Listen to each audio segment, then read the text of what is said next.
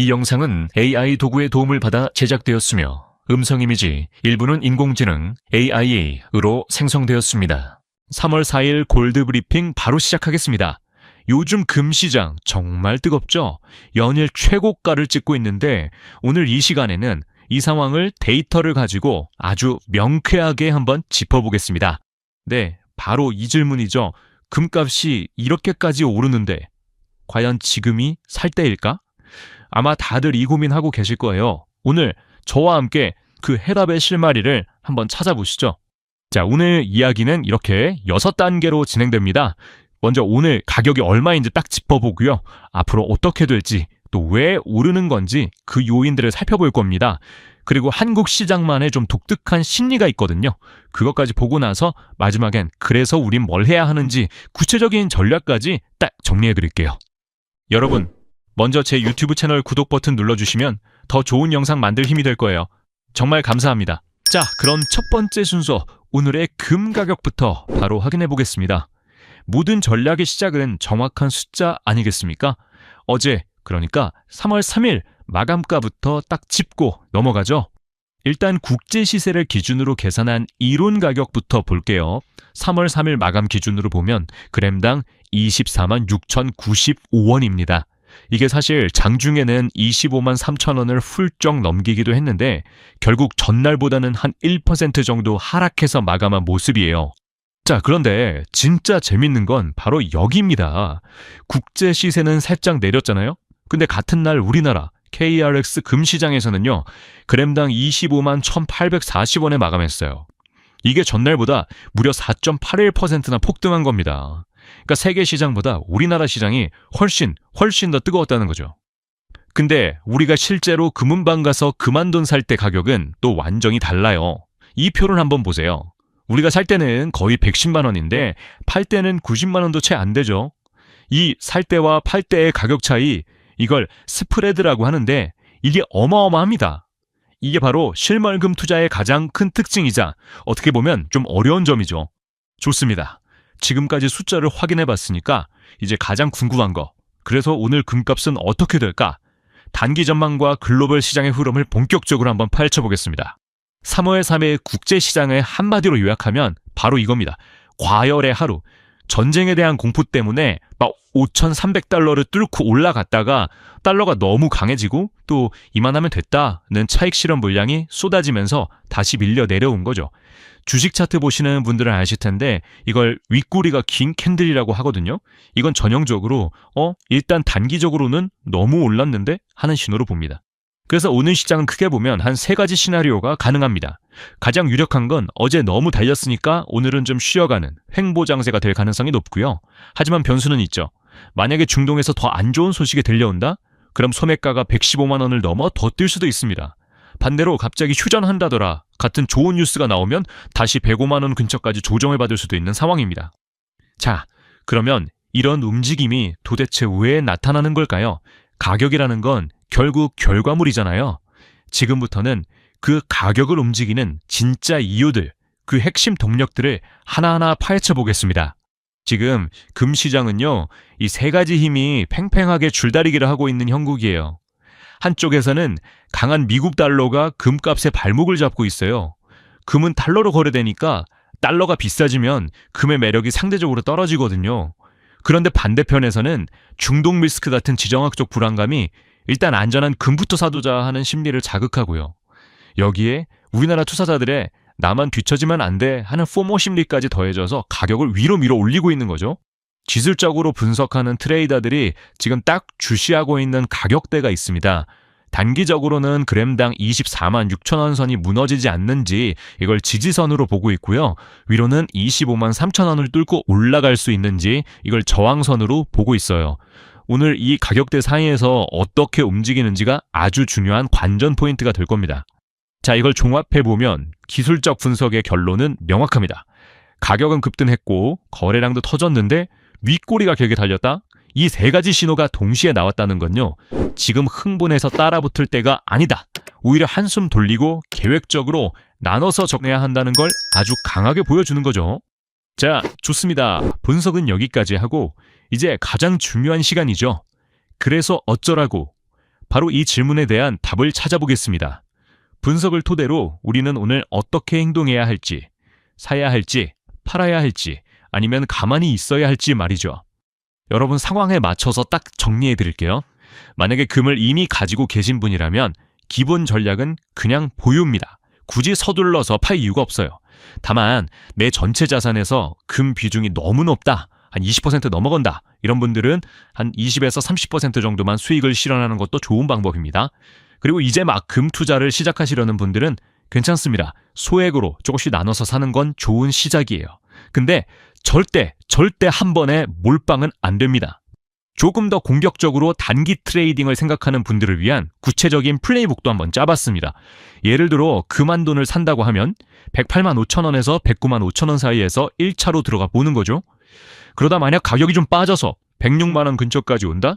그럼 거기서 2차로 더 사는 전략을 고려해 볼 수 있습니다. 목표가는 1차로 112만 원, 2차는 114만 원 정도로 잡고요. 가장 중요한 거, 만약 105만 원이 깨지면 미련 없이 정리한다. 이 손절원칙은 반드시 지켜야 합니다. 자, 그리고 우리가 한 가지 더 알아야 할 게 있습니다. 바로 한국 시장만의 아주 독특한 심리와 가격 구조인데요. 이걸 이해해야만 왜 우리나라 금값이 다른지, 그리고 어떻게 투자해야 현명한 건지 알 수 있습니다. 지금 한국 금 투자자들의 마음속을 한번 들여다보면요, 대략 이 세 그룹으로 나눌 수 있어요. 한 40%는 오랫동안 묵혀졌던 장기 보유자들, 드디어 내 시대가 왔다 하고 계신 분들이죠. 또한 35%는 최근에 포모 때문에 급하게 들어오신 분들, 더 오를까봐 조마조마한데 또 여기서 물릴까봐 너무 무섭다, 이 마음 사이에서 갈등하고 계시고요. 나머지 25%는 너무 비싼데 근데 진짜 위기가 오면 어떡하지? 하면서 계속 망설이는 관망자 그룹입니다. 여러분은 지금 어디에 속하시나요? 이 그래프가 바로 코리아 프리미엄의 실체를 아주 잘 보여줍니다. 맨 밑에 국제 시세가 있죠? 여기에 국내 수요가 많다 보니까 KRX 거래소에서 2에서 4% 정도 프리미엄이 붙습니다. 그리고 우리가 금은방에서 살 때는 여기에 유통마진이란 부가세 10%까지 더해지면서 가격이 이렇게 층층이 쌓이는 거예요. 그래서 최종 소매가는 국제 시세보다 20% 가까이 비싸지는 거죠. 이 구조를 꼭 이해하셔야 합니다. 그럼 어떤 방법으로 투자하는 게 나한테 맞을까요? 만약에 단기적인 시세 차익을 노리거나 비용을 아끼고 싶다면 ETF나 KRX 금계좌를 이용하는 게 훨씬 유리합니다. 반면에 나는 5년, 10년 길게 보고 내 손에 진짜 금을 쥐고 있어야 마음이 놓인다 하시는 분들은 실물금이 더 적합할 수 있겠죠. 다만 실물금은 아까 보셨듯이 사고 팔 때의 가격 차이가 정말 크다는 점, 이거 하나는 반드시 기억하셔야 합니다. 자, 이제 오늘 이야기의 마지막 순서입니다. 지금까지 나온 모든 정보를 하나로 모아서 오늘 하루를 위한 가장 명확하고 간결한 최종 전략을 정리해드리겠습니다. 네, 다시 이 질문으로 돌아왔습니다. 그래서 오늘 3월 4일 이 뜨거운 금시장을 대체 우리는 어떻게 대해야 할까요? 오늘의 최종 체크리스트입니다. 딱 이것만 기억하세요. 기존에 금 있으신 분 그냥 보유에 집중하세요. 비중이 너무 과할 때만 살짝 덜어내는 겁니다. 새로 들어가실 분, 가격이 빠질 때 소액으로 나눠서 사세요. 절대 레버리지는 쓰지 마시고요. 단기 트레이더라면 이 가격대를 기준으로 삼으시면 됩니다. 진입은 108만 5천 원에서 109만 5천 원, 익절은 112만 원에서 114만 원, 그리고 손절은 100만 원입니다. 그리고 오늘 하루 종일 가장 신경 써야 할 변수는 중동 관련 뉴스랑 미국 경제지표, 이 두 가지입니다. 오늘 제가 드린 모든 분석은 여러분의 투자 판단에 도움을 드리기 위한 정보 제공이 목적입니다. 아시겠지만 모든 투자 결정과 그에 따른 결과의 책임은 전적으로 투자자 본인에게 있다는 점 마지막으로 꼭 말씀드립니다. 오늘 내용이 여러분의 현명한 투자에 도움이 되었으면 좋겠습니다. 자, 그래서 오늘은 먼저 주요 환율이랑 금리 현황부터 빠르게 훑어볼 거고요. 그리고 나서 원화가 앞으로 어떻게 움직일지 단기, 중기 시나리오를 살펴볼 겁니다. 또 왜 이렇게 원화가 맥을 못 쳤는지 그 핵심 원인 3가지도 짚어보고 이걸 바탕으로 각자 상황에 맞는 외환 전략은 어떻게 짜야 할지, 그리고 현재 투자자들의 심리는 어떤지까지 쭉 한번 알아보겠습니다. 마지막으로 핵심 요약과 함께 정리해 드릴게요. 네, 바로 이 숫자 때문에 다들 깜짝 놀라셨을 겁니다. 3월 3일 마감 환율이 무려 1466.1원이었어요. 아니 하루 만에 26.4원, 퍼센티지로는 1.8%나 푹 뜨는 거예요. 이건 정말 엄청난 변동폭이죠. 원화 가치가 순식간에 한 달 만에 가장 낮은 수준으로 뚝 떨어진 겁니다. 시장을 한마디로 요약하면 딱 이렇습니다. 강달러, 원화 급락. 이게 무슨 말이냐면 투자자들이 뭔가 불안하니까 위험한 자산은 다 내다 팔고 일단 달러부터 사자 하면서 안전자산으로 몰려든 아주 전형적인 리스크오프 장이었던 뜻이죠. 자, 그럼 도대체 왜 이런 숫자가 나왔을까요? 그 배경을 이해하려면 당시 금융시장 전체를 한번 들여다봐야 합니다. 좀 더 큰 그림을 같이 보시죠. 이 표를 보시면 아시겠지만 원화 약세가 단순히 달러에만 국한된 얘기가 아니었어요. 유로화나 일본 엔화에 대해서도 원화 가치가 정말 큰 폭으로 떨어졌습니다. 한마디로 원화만 유독 힘을 못 썼다는 거죠. 저기에 아주 근본적인 원인이 하나 숨어 있습니다. 바로 금리 차이인데요. 지금 미국 기준금리가 3.75%, 우리나라는 2.50%, 이 둘의 격차가 무려 1.25%포인트나 됩니다. 그러니까 핵심은 이거예요. 이자가 더 높은 달러를 가지고 있는 게 훨씬 매력적이잖아요. 바로 이 점이 원화 가치를 계속해서 짓누르는 아주 구조적인 압박 요인으로 작용하고 있다는 겁니다. 자, 그럼 이런 상황들이 앞으로의 전망에는 어떻게 녹아들어 있을까요? 단기 그리고 중기적인 시나리오를 한번 살펴보겠습니다. 일단 당장은요, 변동성이 아주 클 걸로 보입니다. 기본적으로는 1,450원에서 1,490원 사이를 왔다 갔다 할 것 같은데 만약에 중동 상황이 더 안 좋아진다? 그럼 1,500원을 다시 보러 갈 수도 있다는 그런 무서운 시나리오도 열려있는 상황입니다. 중동 분쟁이 유가를 자극하고 그게 또 인플레이션 우려를 낳고 결국 달러 강세로 이어지는 이 악순환의 고리, 이게 핵심이죠. 그래도 조금 더 길게 보면요, 몇 달 후에는 상황이 좀 달라질 수 있다는 시각이 많습니다.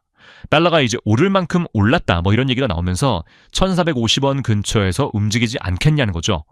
미국 연준도 슬슬 금리를 내릴 거고 물론 한국은행은 좀 더 늦게 그리고 더 적게 내리겠지만요. 어쨌든 지금의 1,470원, 1,500원 이런 수준은 중장기적으로 보면 좀 과하다 이렇게 보는 시각이 우세합니다. 아니 근데 도대체 왜 이렇게 갑자기 그야말로 퍼펙트 스톰이 몰아친 걸까요? 분석을 해보면 크게 세 가지 요인이 아주 절묘하게 맞물렸습니다. 자, 이걸 하나씩 뜯어보면요. 첫째, 해외에서 터진 충격. 둘째, 우리나라 내부 시장의 문제. 그리고 셋째, 지정학적 리스크 같은 기타 요인들. 이 세 가지가 동시에 우리를 덮친 겁니다. 이게 정말 흥미로운 지점인데요. 보세요.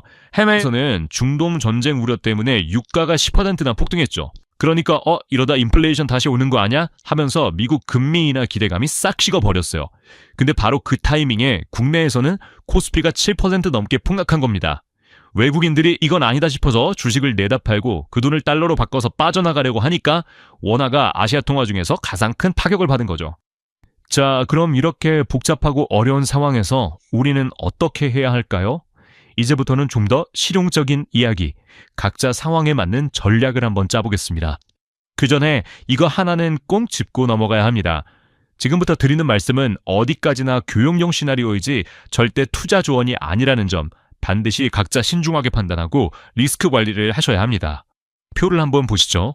먼저 외환 트레이더라면 지금은 1,450원에서 1,490원이라는 넓은 박스권 안에서 움직이는 전략이 유효해 보입니다. 괜히 오를 때 추격 매수하는 건 위험하고요. 달러로 월급 받으시는 수출업체 분들은 지금 환율이 꽤 괜찮죠. 앞으로 받을 돈의 한 50에서 70% 정도는 미리 선물한 매도 같은 걸로 헤징해두는 걸 고려해볼 만합니다.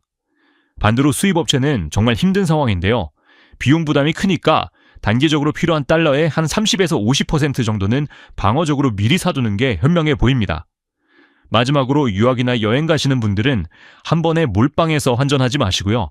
지금 한 30% 정도 하고 나중에 환율이 좀 떨어지면 그때 추가로 하는 식으로 분할해서 접근하는 게 좋습니다. 자, 이런 숫자들 너머에 있는 투자자들의 마음, 그 심리는 지금 어떨까요? 시장 분위기를 한번 읽어보겠습니다.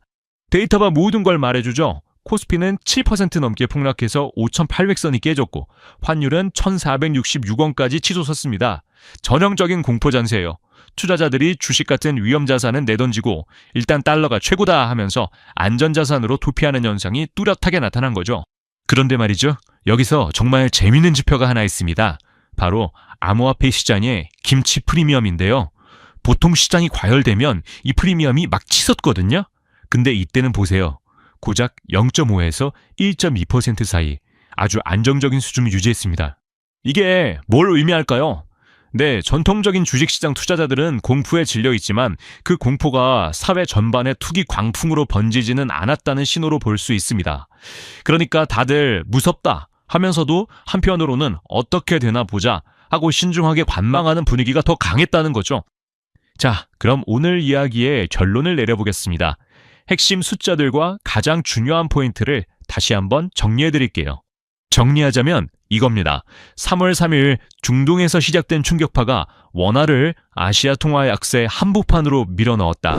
따라서 3월 4일 우리는 1,450원에서 1,490원이라는 살얼음판 같은 구간에서 어떻게든 살아남는 방어적인 리스크 관리에 집중해야 한다. 이게 핵심입니다. 그리고 이 모든 상황은 우리에게 마지막 질문 하나를 던집니다. 만약 중동발 충격이 여기서 끝나지 않고 계속된다면 원화의 다음 지지선은 과연 어디가 될까요? 오늘 분석은 여기까지입니다. 감사합니다.